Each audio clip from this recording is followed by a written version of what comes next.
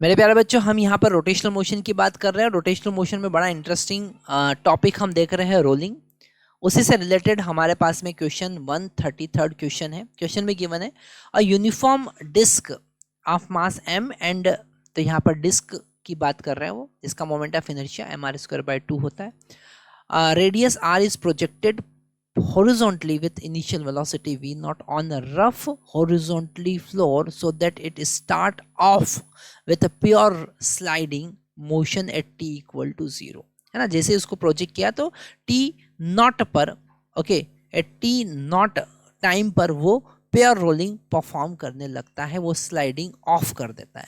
Okay, after t nought seconds it acquire pure rolling motion as shown in figure. सबसे पहले हम इसका diagram यहाँ पर बना लेते हैं, और यहाँ पर हमारे पास में एक रफ हॉरिजॉन्टल सरफेस है और उस पे हमने एक डिस्क को प्रोजेक्ट किया है, और यहाँ पर इनिशियल वेलोसिटी उसका v नॉट है। अच्छा, यहाँ पर उसके पास में ओमेगा नॉट जो था, मतलब इनिशियल रोटेशनल मोशन नहीं था, जीरो था। ओके, ये एक इंपॉर्टेंट पॉइंट यहाँ पर याद रखना है कि उसका इनिशियल ओमेगा जीरो था, वो रोटेशनल मोशन परफॉर्म नहीं कर रहा था। ठीक है, अब यहाँ पर जैसे ही उसे प्रोजेक्ट किया तो इस पर एक फ्रिक्शन जो कि पीछे की तरफ है वो लगेगा। यहाँ पर एक क्वेश्चन आपके माइंड में आ सकता है कि सर फ्रिक्शन पीछे की तरफ क्यों लगेगा।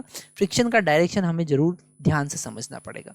तो फ्रिक्शन यहाँ पर पीछे इसलिए लगेगा क्योंकि इसकी वेलोसिटी डिक्रीज होगी, जो कि फ्रिक्शन के कारण होगी, और ये फ्रिक्शन इसको टेंजेंशियल एक्सेलरेशन प्रोवाइड करेगा। टेंजेंशियल फोर्स है जो इसको एक्सेलरेशन प्रोवाइड करेगा रोटेशनल मोशन परफॉर्म करने के लिए। तो ये टॉर्क प्रोवाइड करेगा। क्या प्रोवाइड करेगा? टॉर्क प्रोवाइड करेगा, है ना। तो यहाँ पर अगर हम इसके, क्योंकि यहाँ पर रोलिंग का केस है तो आपको दोनों केस अलग अलग लेना पड़ेंगे। लीनियर मोशन का भी केस अलग लेना पड़ेगा और रोटेशनल मोशन का भी अलग लेना पड़ेगा। तो अगर हम पहले लीनियर मोशन की बात करें, ठीक है, अगर हम लीनियर मोशन की बात करें तो friction force is equal to mass into acceleration, और ये जो एक्सेलरेशन होगा वो नेगेटिव होगा। क्यों? क्योंकि ये रिटार्डिंग है, ये उसकी स्पीड को डिक्रीज करेगा। कौन सी स्पीड को? लीनियर स्पीड को डिक्रीज करेगा, उसके सेंटर ऑफ मास की स्पीड को डिक्रीज करेगा। ओके, तो यहाँ पर आप लिख सकते हैं उसका इंस्टेंटेनियस वेलोसिटी क्या होगा? इसका इंस्टेंटेनियस वेलोसिटी होगा v nought minus F divided by m into T. ये a है, v is equal to U plus A T में a का वैल्यू क्या है? a का वैल्यू है यहाँ से f बाई m। f क्या है? Friction force. फ्रिक्शन फोर्स उसकी स्पीड को डिक्रीज करेगा। तो यहाँ पर इंस्टेंटेनियस वेलोसिटी आपने फाइंड किया। अगर हम रोटेशनल मोशन की बात करते हैं, तो यहाँ पर फ्रिक्शन फोर्स उसको अल्फा प्रोवाइड करेगा, और वो अल्फा पॉजिटिव होगा, है ना, उसकी स्पीड को बढ़ाएगा। तो लीनियर स्पीड डिक्रीज होगा और एंगुलर स्पीड इंक्रीज होगा। ठीक है, तो यहाँ पर F into R is equal to M R square divided by 2।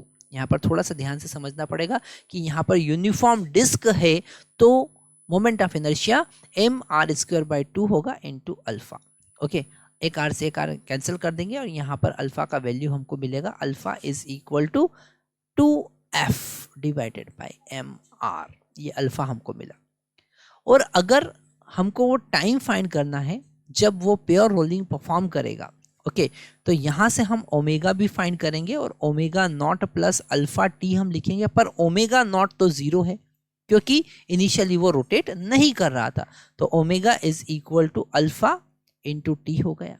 Okay, और यहाँ पर टी ही हमको फाइंड करना है, और वो हम प्योर रोलिंग की कंडीशन से फाइंड करेंगे। अगर प्योर रोलिंग की अगर हम बात करते हैं तो this pure rolling will be having condition that is v is equal to omega r, और इस कंडीशन में हम दोनों का वैल्यू पुट करेंगे, v का वैल्यू और ओमेगा का वैल्यू पुट करेंगे और t निकालेंगे, और वही t हमें फाइंड करना है। तो यहाँ पर v का वैल्यू है v nought minus F divided by m into T. Okay, और ओमेगा का वैल्यू है अल्फा, और अल्फा का वैल्यू हम यहाँ पर पुट कर सकते हैं, that is 2f divided by M R. Okay, M R into T. Okay, तो हमने यहाँ पर अल्फा का वैल्यू पुट करके ओमेगा का वैल्यू पुट किया है, 2f into T divided by M R into R, तो आर से आर यहाँ पर कैंसिल हो जाएगा और V nought is equal to हमको यहाँ पर मिलेगा, it will become 3, so 3ft divided by m। Okay, V nought और यहाँ से t का वैल्यू हम निकाल सकते हैं, t is equal to V nought into m divided by 3f। Okay, आगे हम देखते हैं, यहाँ पर उन्होंने कहा है कि assume that the coefficient of friction is mu, calculate t। तो यहाँ पर f का वैल्यू हम पुट कर सकते हैं, है ना, क्योंकि उस टाइम पे वो प्योर रोलिंग परफॉर्म करना स्टार्ट किया। तो f is equal to mu into normal reaction हम लिख सकते हैं, मतलब f is equal to mu into M G हम लिख सकते हैं।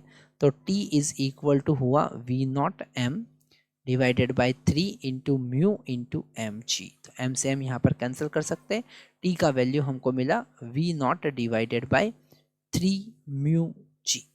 ओके, तो हम यहाँ पर टाइम कैलकुलेट कर दिए।